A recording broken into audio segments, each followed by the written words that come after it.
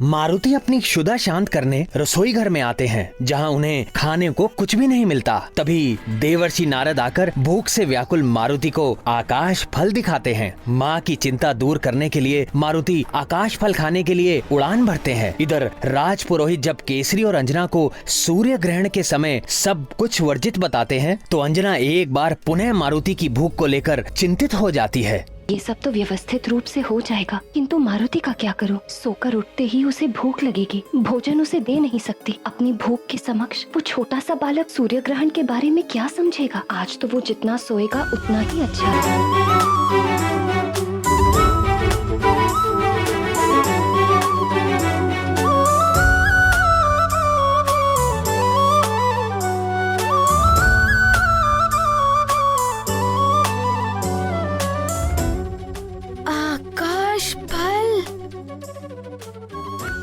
मारुति का आकाश फल, इसे खाने से अवश्य ही मेरी भूख मिट जाएगी और माँ का दुख भी दूर हो जाएगा।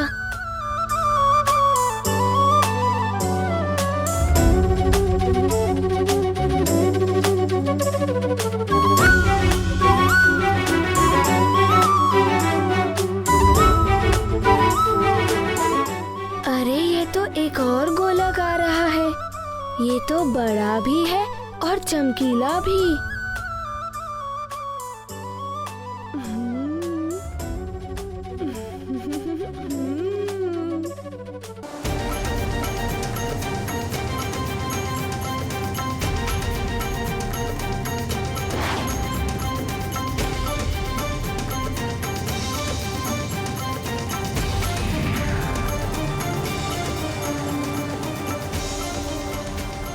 मुझ शुक्र की ओर कौन आ रहा है? अवश्य ही ये कोई शिव तत्व है। मैं इसके मार्ग से नहीं हटा तो ये मुझ दैत्य गुरु शुक्राचार्य से ही टकराएगा।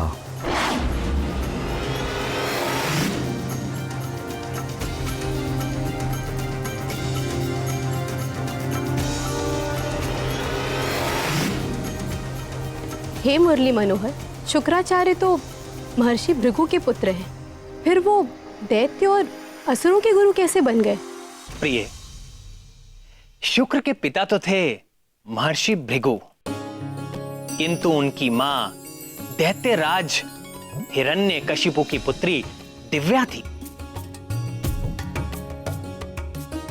काल क्रम में मां और नाना के प्रभाव में शुक्र भी देव दैत्य के द्वंद्व में उलझ गए और दैत्यों के गुरु बन गए। परिणाम स्वरूप तीनों लोग शुक्र के मंगलकारी ज्ञान से दूर हो गए। आज शुक्र जैसा ज्ञानवान असुरों का हितैषी है और पूरी तरह लंकेश, रावण और मेघनाथ के साथ है, और साथ ही सदैव तीनों लोगों की आसुरी शक्तियों के विकास और एकता के लिए सक्रिय रहते हैं। ऐसा कोई दैत्य असुर राक्षस नहीं है जो उनके कथन का उल्लंघन कर सके। अपने दंड विधान से और नीति ज्ञान से ये देवताओं में भी अपना प्रभाव रखते हैं और देवता भी इनके तप और योग बल को महत्व देते हैं।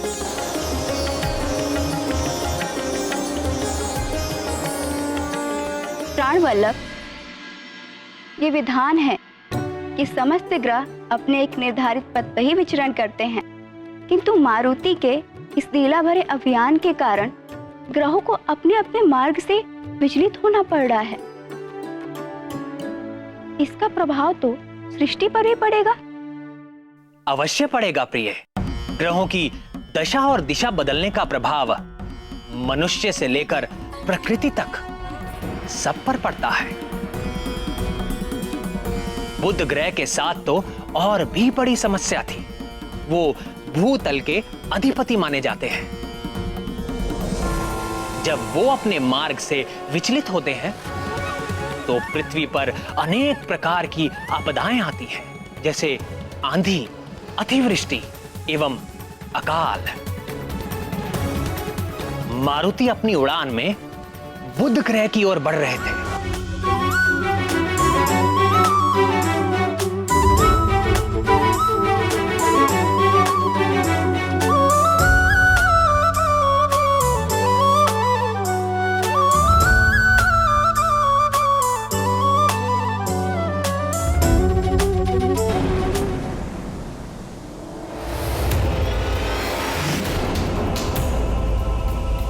ये कौन अचानक उल्टी दिशा से इतनी तीव्र गति से मेरे बुधलोक की ओर चला आ रहा है? ये तो अनर्थ हो गया। मुझ बुध को ही अपने मार्ग से विचलित कर दिया इसने। भविष्य में पृथ्वी पर इसके दुष्परिणाम हो सकते हैं।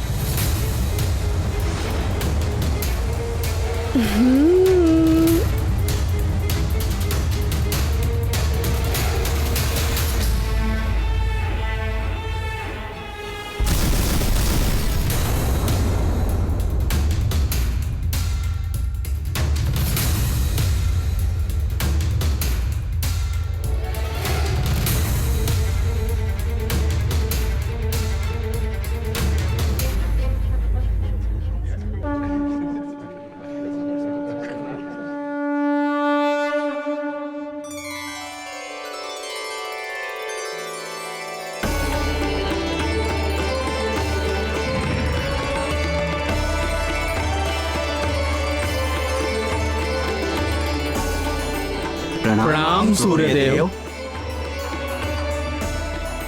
प्रणाम देवगण। जगत नियंता सूर्यदेव, आपकी जय हो। कालचक्र के सुचारू रूप से संचालन करने वाले सूर्यदेव, आप सदैव प्रकाशित रहें और इस सृष्टि को सदैव प्रकाशित करते रहें। सृष्टि में व्याप्त समस्त अग्नियों के अधिष्ठाता सूर्यदेव, हम सब आपको नमन करते हैं।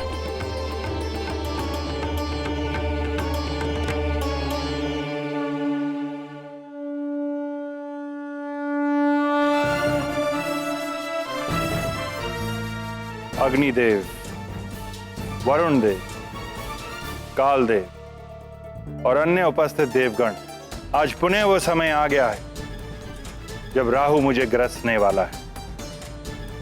ये दरबार जो मेरी किरणों पर टिका हुआ है, सदैव काल क्रम के अनुसार चलता रहता है। मेरी पीड़ा को देखकर आप सब मुझे सांत्वना देने मेरे इस चलित दरबार में पधारे, इसके लिए मैं आपको धन्यवाद प्रेषित करता हूं। सूर्यदेव, मैं राहु का ग्रसना रोक तो नहीं सकता, किंतु जब राहु आपको ग्रसता है तो मेरा हृदय भी बहुत पीड़ित होता है और उसी पीड़ा के परिणाम स्वरूप ग्रहण काल में संसार में व्याप्त जल दूषित हो जाता है। विद्वान मनुष्य उस समय जल ग्रहण नहीं करते। आपकी पीड़ा से मुझे भी बहुत दुख होता है सूर्यदेव। इसीलिए सृष्टि में स्थित समस्त प्रकार की अग्नियां मंद पड़ जाती हैं और यही कारण है कि ज्ञानी मनुष्य उस काल में भोजन आदि नहीं बनाते। सूर्यदेव, आपके इस दुख में हम भी आपके साथ होते हैं। इसीलिए तो सूतक से मोक्ष तक का ये काल अशुभ माना गया है और उस काल में कोई भी शुभ कार्य नहीं होता है इस संसार में।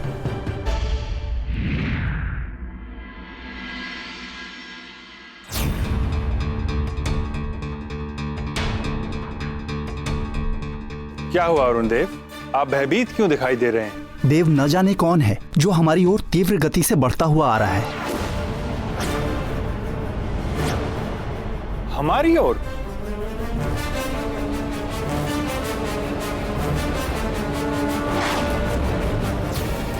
अभी राहु के आने का समय तो नहीं हुआ है, फिर ऐसा दुस्साहस करने का प्रयास कौन कर सकता है?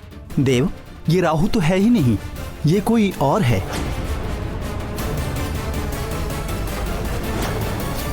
अरुण देव, कदाचित उसे ज्ञात नहीं कि तुम्हारे भ्राता गरुड़ के पुत्र संपाति ने भी ऐसा दुस्साहस करने का प्रयत्न किया था और उसका परिणाम क्या हुआ था। उसे तो मात्र मैंने जलाया था। ये तो भस्म हो जाए, ये तो भस्म हो जाए, ये तो भस्म हो जाए। किंतु इसे देखकर ऐसा लगता है प्रभु कि आपकी किरणों के ताप का इस पर कोई प्रभाव नहीं पड़ रहा है।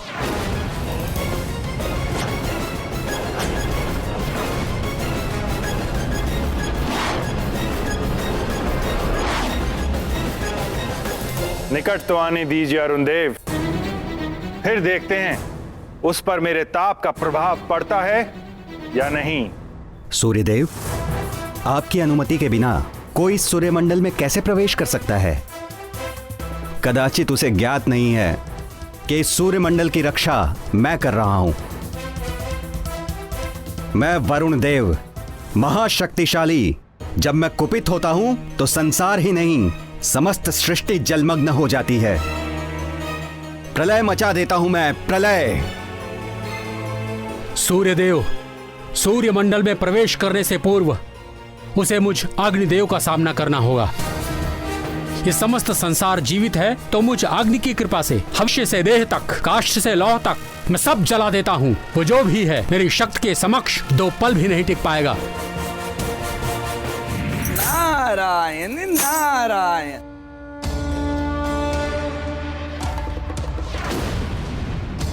बड़े बड़े बोल निकल रहे हैं अब देवों के श्रीमुख से, किंतु वे कौन हैं? मैं बताता हूं। आप सब देवता और देवराज इंद्र जिस चक्रासुर के आतंक से मुक्ति पाने के लिए सभाएं करते थे, उस चक्रासुर का वध करने वाला वानर बालक है ये। तनिक अबोध है ये। अबोध तो है, किंतु यहां क्यों चला आ रहा है वो? प्रभु की माया। इस वानर बालक की बुद्धि को ना जाने क्या हो गया है सूर्यदेव। मुझे तो लगता है कि ये आपको आकाश फल समझकर अपना आहार बनाने के लिए आ रहा है।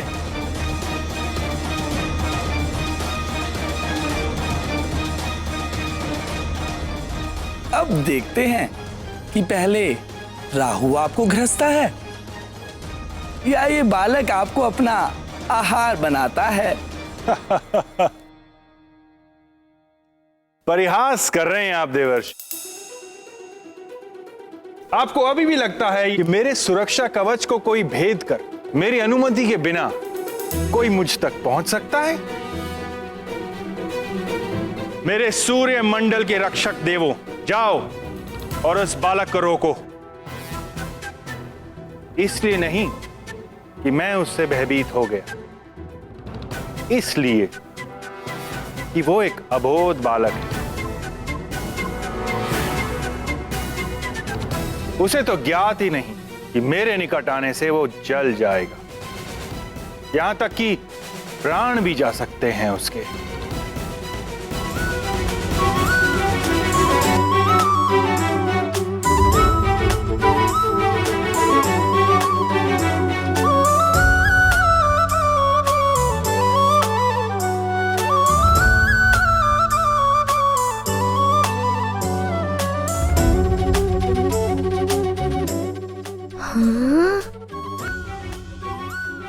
ये बड़े बड़े शिलाखंड, मारुति इन्हीं को अपनी गति बढ़ाने का माध्यम बनाएगा।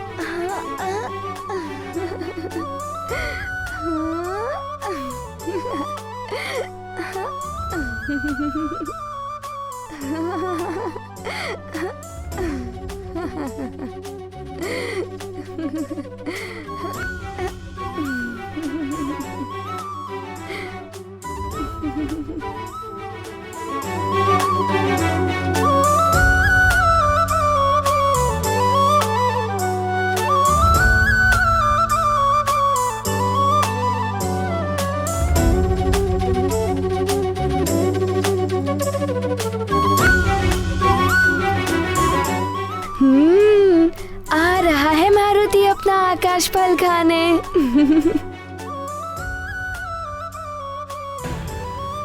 सूर्यदेव, वो वानर बालक अबोध हो या उद्दंड, किंतु एक बात निश्चित है, उस वानर बालक के पास मायावी शक्तियां हैं, जिस कारण उसने चक्रासुर को मार गिराकर यहां आने का दुस्साहस किया।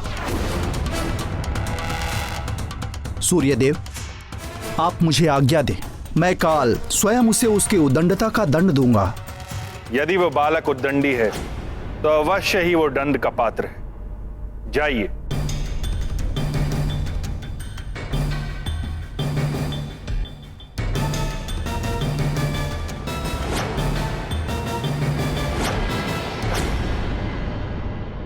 सूर्यदेव, आपका सुरक्षा कवच तो अभेद है, कौन भेद पाएगा इसे?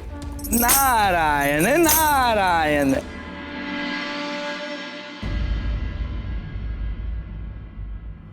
नमस्ते सर्वदेवानां शक्तिस्त्वं सत्यमास्थिता साक्षिभूता जगद्धात्री निर्मिता विश्वयोनिना एकतः सर्वसत्यानि तथा नृत्यशतानि च धर्माधर्मकृतां मध्ये स्थापितासि जगद्विते त्वं तुले सर्वभूतानां प्रमाणमिह कीर्तिता मातोलयन्ति संसारदुध्वरस्व नमोऽस्तु ते योऽसौ तत्त्वादिपो देवः पुरुषः पञ्चविंशकः स एकोधिष्ठितो देवि त्वयि तस्मान्नमो नमः।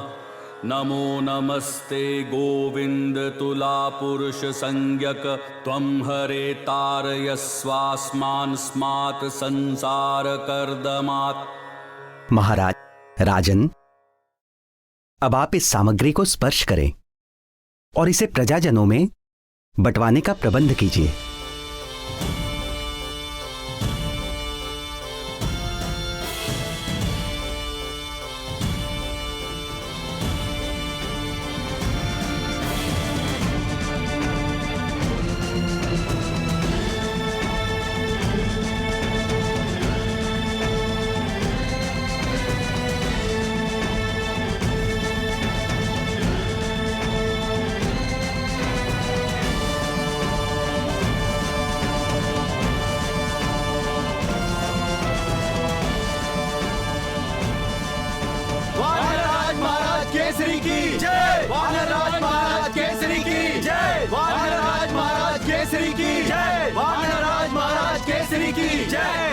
धन्यवाद महाराज।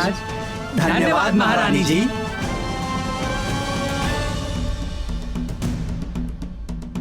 राजन, अब आप यज्ञ आरंभ करने हेतु यज्ञ मंडप में पधारें। जी पुरोहित जी। महारानी, आप जाकर हमारे पुत्र मारुति को भी ले आइए, उससे भी यज्ञ में आहुतियां डलवा देंगे।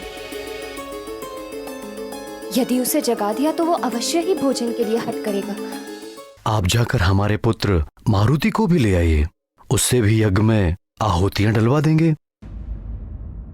किंतु महाराज, मारुति तो अभी सो रहा है। ये आप क्या कह रही हैं महारानी जी? युवराज मारुति अभी तक सो ही रहे हैं। हाँ, किंतु आप इस प्रकार क्यों पूछ रहे हैं? महारानी जी, ग्रहण काल में सोना तो पूर्णतया वर्जित है, भाग्य भी सो जाता है। इस समय में मात्र पूजा, यज्ञ, दान आदि ही करना चाहिए। सुमेरु के युवराज का ग्रहण काल में सोना अशुभ एवं अनर्थकारी हो सकता है।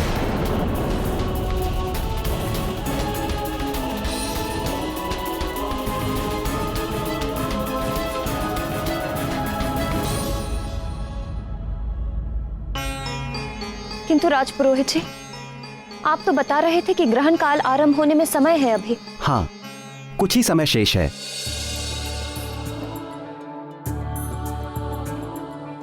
आपका बहुत बहुत आभार राजपुरोहित जी, समय रहते आपने बता दिया। मैं अभी जाकर मारुति को जगा लाती हूँ।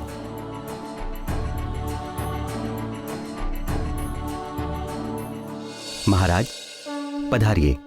जी। जय हनुमान ज्ञान गुण सागर, जय कपीस तिहुँ लोक उजागर, राम दूत अतुलित बल धामा, अंजनी पुत्र पवन सुत नामा।